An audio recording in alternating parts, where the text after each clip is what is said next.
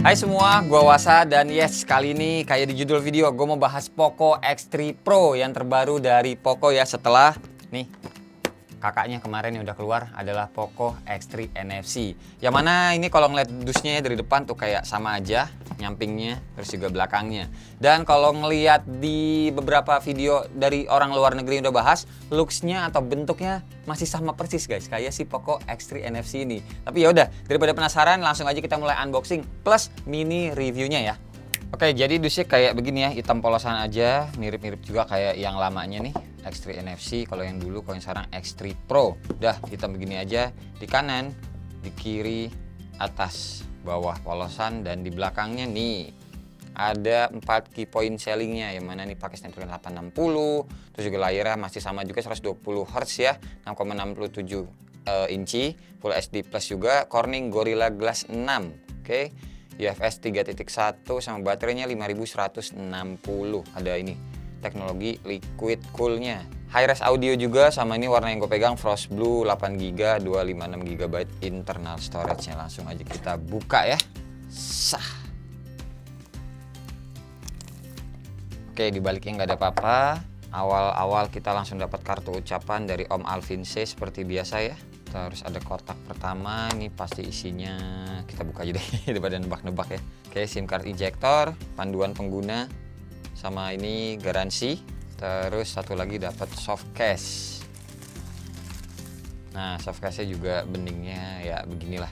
Dan ini kalau gue cobain di Poco X3 NFC, iya, pas guys. Jadi dimensinya sudah bisa dipastikan sama persis. Lubang-lubangnya juga tuh, sama juga. Ini X3 NFC ya. Oke, sama semuanya ya, persis, nggak ada beda nih. Jadi bisa dibilang nih kayak cuma ganti jeroan doang nih ya. Ini dia handphonenya, dan 1, 2, 3. Iya bener. Warna biru juga sama. Ntar gue buka dulu deh. 4 key point selling yang tadi ya, yang ada di belakang dusnya, ini ada di handphonenya juga. Oke, iya beratnya juga mirip kok ini mah. Sama guys, percis. Oh, udahlah, sama ini mah. Cuma bedanya kalau yang X3 NFC ini tuh kanan kirinya ya glossy, tapi kalau yang ini matte. Jadi glossy cuma bagian tengah nih, ada tulisan Poconya, tapi kanan kiri sini dia matte ya. Bentar nih, gue lepas dulu nih. Oke, nah gini kan cakep, jadi lebih kelihatan ya. Kita lanjut lagi dulu isi dalamnya sampai habis.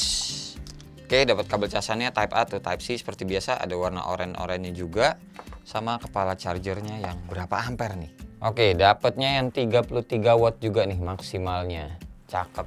Oke, gue rapin dulu, kita bahas handphonenya lebih lanjut. Oke, jadi ini dia smartphone-nya. Kalau mau lihat tulisan di kameranya, ini bagian atas 48 megapiksel AI super kamera, dan di bawahnya ini desain by Poco. Setup kameranya juga masih sama persis sih kayak yang Poco X3 NFC. LED flash ada di kiri atas, terus lensa-lensanya juga tuh masih sama, posisinya juga sama persis. Dan tombol-tombolnya tadi juga udah gua kasih lihat ya melalui casingnya. Kita coba di Poco X3 NFC ini jadi sama aja. Terus untuk bagian depannya kita udah dikasih juga nih anti gores. Sama ini kalau ditanya materialnya apa, bagian back covernya masih sama guys. Ini polikarbonat juga, plastik, dan agak-agak kopong nih. Lihat ya, gue tekan nih, tuh ada mumbul-mumbul gitu kan. Nah ini tekan ya tuh. Oke, jadi agak-agak kopong kayak biasa, kayak Poco X3 NFC maksudnya, kayak yang ini. Nah, langsung aja gue nyalain booting handphone ini dan kita tes pakai beberapa aplikasi yang gue install ya. Oke, jadi ini tampilan utamanya si Poco X3 Pro ya, dan ini ada beberapa aplikasi yang udah terinstall kayak biasa. Ada Lazada dan Netflix juga, sama gue baru nginstal AIDA 64. Kita lihat Play Store. Nah, ini ada update pendingan sebanyak 37, gue pending dulu ya buat kita ngelihat sisa memorinya lewat AIDA. Oke, yang ini AIDA-nya bisa dilihat sisa RAM-nya masih banyak, sama internal storage-nya juga masih banyak nih, 219 gigaan ya totalnya. Jadi masih lega parah sih, namanya juga 256 GB ya. Oke, ini udah gue install beberapa aplikasi yang biasanya gue pakai buat ngetes, tapi sebelum masuk ke aplikasinya, gue mau nunjukin beberapa hal dulu nih. Yang pertama, kalau kita tarik ke bawah sini buat teman-teman lihat, kita ada NFC-nya pasti. Jadi walaupun bukan tulisan X3 NFC, di sini X3 Pro ya ada NFC-nya juga tetap. Terus yang kedua adalah karena ini kan layarnya IPS, jadi kalau backgroundnya warna putih, Tuh masih sama ya guys, masih ada sedikit bayang-bayangan atau shadow begitulah. Tuh kelihatan kan pokoknya. Di sekitaran kameranya juga kelihatan nih kamera depannya.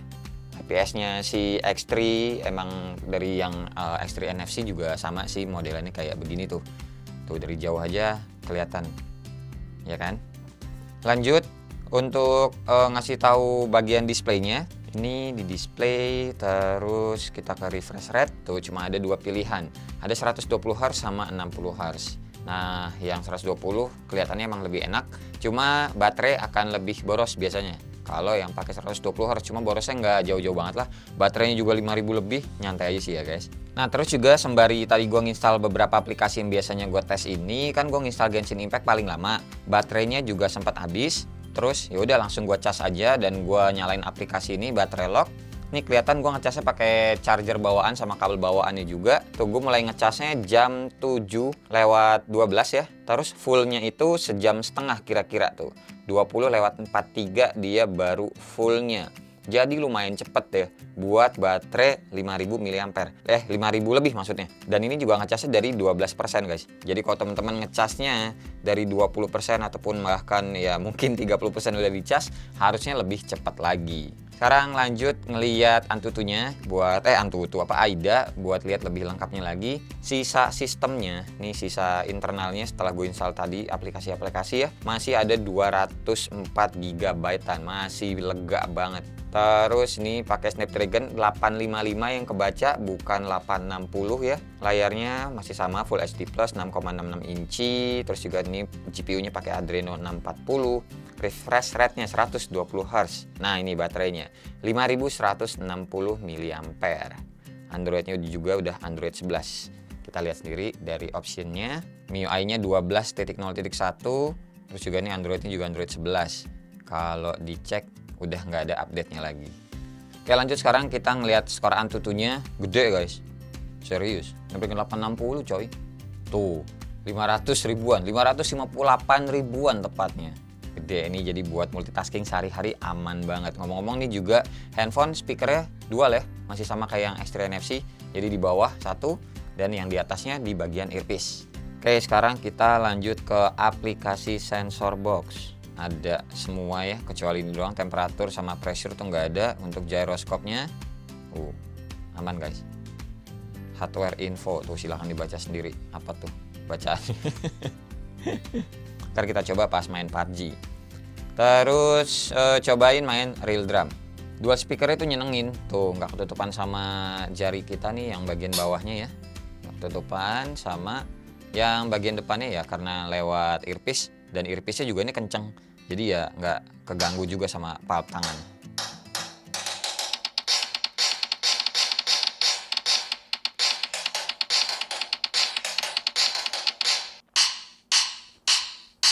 Volume gua maksimalin ya, dan ini, woi, getar banget guys belakangnya. Wah asli. Nih getarnya tuh kayak begini nih ya. Gua kasih beras di atasnya nih.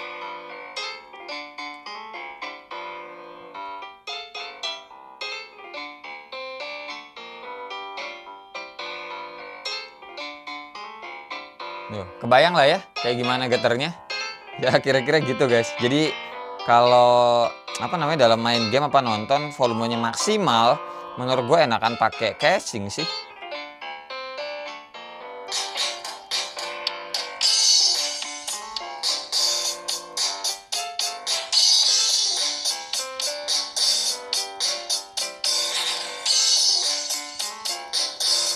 Volumenya agak-agak nggak enak sih kalau kekencangan gini, terlalu nyaring. Cuma di light touch-nya asik, nggak ada masalah. Lah kagak kepencet terakhir. Ya intinya kayak gitulah. Enak-enak ini buat main real drum, cuma saran dari gua volumenya nggak usah gede-gede banget sih. Lanjut sekarang mau nunjukin PUBG. Oke guys, udah di lobbynya, langsung aja kita ke bagian setting dan grafik.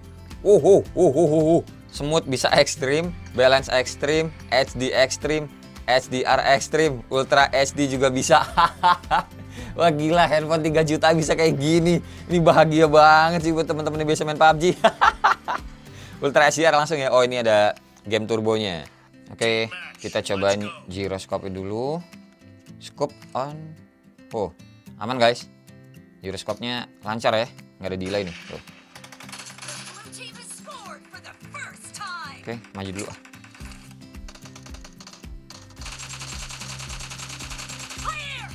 Tap. Enak banget ininya, touch-nya. Mampus lu. Wah. Udahlah. Pokoknya enak nih, enak. Ya, biar cepat aja. Kita lanjut lagi ke Genshin Impact sekarang. Oke, ini udah di dalam gamenya. Oke, buat grafik quality-nya kita tuh dapat defaultnya adalah medium. Nice ya, nggak di low ataupun lowest. Snapdragon 860 sih ya. FPS-nya gua 60-in. Oke, jadinya overclock nih di sini tulisannya, tapi harusnya sih nyaman. Tuh kan? Lebih smooth, guys. Aman ini. Cari musuh ah. Kita pakai Barbara. Terus Lisa yang bukan Blackpink. Kasih air dulu baru kasih petir. Nah, udah habis. Ya iyalah, itu doang. Yaudah, aman lah ya guys pokoknya. Sip ya, kita lanjut sekarang ke bagian kameranya. Oke, ini menunya biar ada objeknya, biar asik. Kayak biasa kalau kamera di bagian foto ini ada 1x, ada 2x juga. Yang mana ini 2x-nya zoom digital, bisa dipaksain sampai 10x. Kalau ini yang ultra wide ya emang lensa satunya lagi ya yang ultra wide. Terus buat settingan bagian fotonya ada kayak rasio 1:1 sampai full, timer. Ada setting lagi buat nentuin ini watermark dan yang lain-lain biasanya. Terus ada makro juga sama ini movie frame. Biasanya jadi 21:9 tuh ya. Jadi kalau nge-shootnya begini guys. Jadi bikinnya ala-ala sinematik gitu. Terus nih ada gridnya, garis-garis yang tadi. Kalau gue lebih senang ada garis-garisnya. Kita lanjut ke bagian video. Ntar lu. Di foto ini ada HDR-nya, auto atau off. Ada AI-nya, on atau off juga. Terus ini, oh ini adalah filter ya. Sama ini adalah Google Lens. Terus ke bagian video. Dan video ternyata, oh ada fitur steady-nya. Tapi kalau steady kayak biasa, karena pakainya Ace kali ya, bukan OIS. Jadi kalau diaktifin jadinya lebih ngezoom. Perhatiin stiker AWW-nya. Ini off. Ini gua onin. Tuh jadi lebih maju kan. Itu terus ini ada filter juga. Terus ini juga beautify-nya sama bisa video bokeh juga. Sama sih kayak yang X3 NFC, 720 30, 1080 30 fps, 1080 60 fps sampai 4K 30 fps. Ada movie frame-nya juga. Kalau lagi ngerekam misalkan yang 30 fps aja ya, nggak bisa pindah-pindah lensa guys. Bisanya cuma dimajuin gini secara digital, tapi lebih smooth gitu. Kalau mau pindah lensa mesti di stop dulu, baru rekam yang ultra wide. Nah kalau yang ultra wide-nya sendiri maksimal cuma di 1080p 30 fps aja. 60 fps ataupun 4K nggak bisa. Tuh, nggak bisa ya. Kita ke bagian Pro sekarang. Nah, Pro ini ada 48 megapikselnya, mau di on-in atau di off-in tuh. Terus ini tuh, oh settingan saturasi, kontras, sharpness gitu-gitunya. Terus ini, oh center whiteness. Oke. Terus ini ada, rasio, timer juga. Oh bisa ngambil raw juga, sama lagi sebenarnya kayak yang X3 NFC. Dan settingannya ada white balance. Terus ada fokusnya juga bisa manual. Shutter speednya dari 1/4000 sampai 30 detik ya.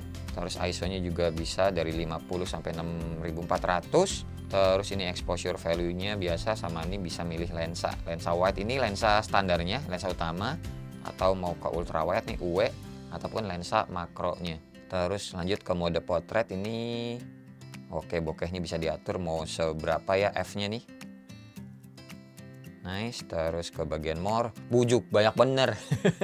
Ada night 48 megapiksel, short video, panorama, dokumen, vlog dan yang lain-lain. Silahkan dibaca sendiri.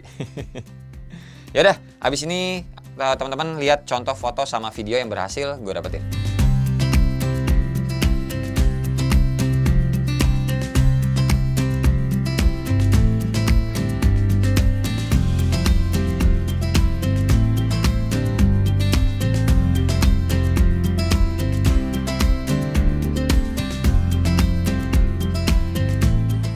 yang ini adalah contoh video kamera belakangnya ya. Poco X3 Pro. Lagi main apa sih? Nyanyian. Nyanyian. Yang nggak bisa nyanyi. Oh. Nyanyinya kayak bagus sih. Oh gitu. Yang bisa maininnya? Ya. Yaudah coba main. Nah ini contoh video kamera depannya. Kalau kamera depannya itu nggak ada fitur steady videonya. Dan tadi kayaknya kalau denger previewnya contoh video kamera belakang, kayak ada suara kresek-kresek ya. Kalau menurut gue itu kayaknya bug sih, yang harusnya cepet dibenerin sama pihak Poco nantinya. Soalnya sayang-sayang nih kan, harganya juga 3 jutaan menurut gue oke. Tapi ya secara performa sih ya, performa main game gitu kayaknya oke. Tapi kalau kamera harus masih banyak, atau ya masih ada yang harus dibenerin lah, ibaratnya gitu ya. Lanjut. Dan ya udah ya, paling segini aja video unboxing sama ya mini reviewnya dulu lah. Jadi kalau saran dari gua, teman-teman ada dananya yang kayaknya harganya itu 3 jutaan sedikasih taunya gue sampai saat ini videonya tayang. Karena ya jujur pas lagi syuting ini gua nggak tahu harganya berapa. Nanti gua update aja di kolom deskripsi kayak biasa di bawah. Dan ya paling harapan gue buat Xiaomi ataupun Poco, kalau yang barangnya atau produknya hot kayak gini tuh jangan sampai goib lah, biar teman-teman yang pengen ngerasain Snapdragon 860 dengan harga yang lebih terjangkau ya bisa ya mendapatkannya gitu, maksudnya bisa ngebelinya. Terima kasih banget buat teman-teman yang udah nonton dari awal sampai akhir, dan seperti biasa nggak usah di like, nggak usah di share, dan nggak usah juga di subscribe channel ini kalau tidak bermanfaat. Tapi kalau bermanfaat ya silakan share juga dong ya ke teman-teman, siapa tahu nambah pahala. Sampai ketemu di video selanjutnya. Bye-bye. Cheers.